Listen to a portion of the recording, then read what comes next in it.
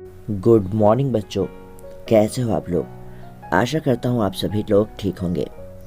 आज के इस वीडियो में हम राजनीति विज्ञान कक्षा 12 दो ध्रुवीयता का अंत चैप्टर के सभी वस्तुनिष्ठ प्रश्नों को देखेंगे। तो चलिए आज का वीडियो शुरू करते हैं। प्रश्न नंबर 1 है, द्विध्रुवीयता के उदय का कारण था। ऑप्शन है दो महाशक्तियों का उद्भव, बड़ी शक्तियों की कम संख्या, परमाणु हथियारों की दौड़। इस प्रश्न का सही आंसर है डी, उपर्युक्त सभी। अगला प्रश्न है, कठोर द्विध्रुवी व्यवस्था का दशक था। इसका आंसर है ऑप्शन नंबर 1, 1945 से 1955। अगला प्रश्न है, निम्नलिखित में से बाल्टिक गणराज्य कौन सा है। ऑप्शन है एस्टोनिया, लताविया, लिथुआनिया। आंसर है उपरोक्त सभी। प्रश्न नंबर 4, सोवियत संघ के विघटन में केंद्रीय भूमिका का निर्वहन किसने किया था। आंसर है option number 2, Boris Yeltsin. Bolshevik क्रांति हुई थी। Answer option number 4, 1917। Soviet Bolshevik क्रांति का नेतृत्व निम्नलिखित में से किसके द्वारा किया गया था। आंसर है लेनिन। सोवियत संघ के अंतिम राष्ट्रपति कौन थे। Answer option number 1, Mikhail Gorbachev. वर्तमान में रूस के राष्ट्रपति कौन है।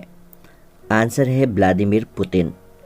रूसी राष्ट्रपति बोरिस येल्सिन ने राष्ट्रकुल की घोषणा संबंधी समझौते को कब हस्ताक्षरित किया। आंसर ऑप्शन नंबर 2, 8 दिसंबर 1991। निम्नलिखित में से कौन सा सोवियत संघ के विघटन का परिणाम नहीं है। आंसर है ऑप्शन नंबर 4, मध्य पूर्व में संकट। अब हम देखते हैं एनसीईआरटी पाठ्यपुस्तक के पाठ दो ध्रुवीयता का अंत से संबंधित वस्तुनिष्ठ प्रश्न। प्रश्न नंबर 1 है, सोवियत अर्थव्यवस्था की प्रकृति के बारे में निम्नलिखित में से कौन सा कथन गलत है। आंसर है जनता को आर्थिक आज़ादी थी, क्योंकि सोवियत संघ की अर्थव्यवस्था पर राज्य या कम्युनिस्ट पार्टी का नियंत्रण था, अर्थात वहाँ पर जनता को आर्थिक आज़ादी नहीं थी। इस प्रकार से कथन गलत है। प्रश्न नंबर 2 है, निम्नलिखित को कालक्रमानुसार सजाइए। दी गई घटनाओं के घटने का सही कालक्रम है, सबसे पहले हुई थी रूसी क्रांति जो 1917 में हुई थी। उसके बाद अफगान संकट आया जो 1979 में आया था। बर्लिन की दीवार का गिरना 1989 और सोवियत संघ का विघटन 1991। प्रश्न नंबर 3, निम्नलिखित में से कौन सा सोवियत संघ के विघटन का परिणाम नहीं है। आंसर है ऑप्शन नंबर डी, मध्य पूर्व में संकट। मिखाइल गोर्बाचेव ने प्रस्तावित किया था। आंसर है ऑप्शन नंबर बी, ग्लासनोस्ट और पेरेस्ट्रोइका। पेरेस्ट्रोइका अर्थात पुनर्रचना तथा ग्लासनोस्ट अर्थात खुलेपन की नीति को अपनाना था।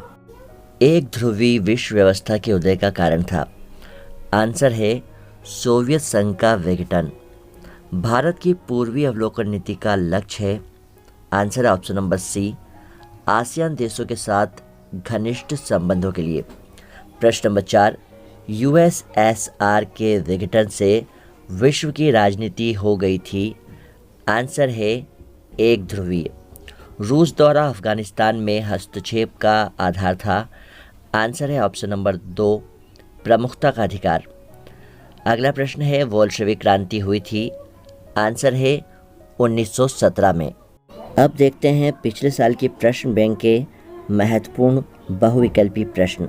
प्रश्न नंबर 1 है, शॉक थेरेपी कब अपनाई गई थी। आंसर है ऑप्शन नंबर स, शॉक थेरेपी 1990 में अपनाई गई थी। अगला प्रश्न है, संपूर्ण विश्व में साम्यवाद के प्रेरणा स्रोत थे। आंसर है ऑप्शन नंबर ब, व्लादिमीर लेनिन। प्रश्न नंबर 3, समाजवादी गुट के देशों को क्या कहा जाता है। आंसर है ऑप्शन नंबर ब, दूसरी दुनिया के देश। प्रश्न नंबर 4, अमेरिका में आतंकवादी हमला कब हुआ था। आंसर है ऑप्शन नंबर द, 11 सितंबर 2001 को। प्रश्न नंबर 5, सोवियत संघ के अंतिम राष्ट्रपति निम्नलिखित में से कौन थे। आंसर है option number the, Mikhail Gorbachev. Soviet संघ का विघटन कब हुआ। आंसर है 1991। समाजवादी क्रांति कब हुई। आंसर है ऑप्शन नंबर बी, 1917। बोल्शेविक क्रांति कहाँ हुई। आंसर है रूस। द्विध्रुवीयता के उदय का कारण निम्नलिखित में से क्या था? ऑप्शन है 2 महाशक्तियों का उदय, बड़ी शक्तियों की कम संख्या, परमाणु हथियारों की दौड़, उपर्युक्त सभी। आंसर है डी, उपर्युक्त सभी। प्रश्न नंबर 9 है, रूस के पहले चुने हुए राष्ट्रपति कौन थे? आंसर है डी, उपर्युक्त में से कोई नहीं। प्रश्न नंबर 10, निम्नलिखित में से बाल्टिक गणराज्य कौन सा है? ऑप्शन है एस्टोनिया, लताविया, लिथुआनिया। आंसर है उक्त सभी।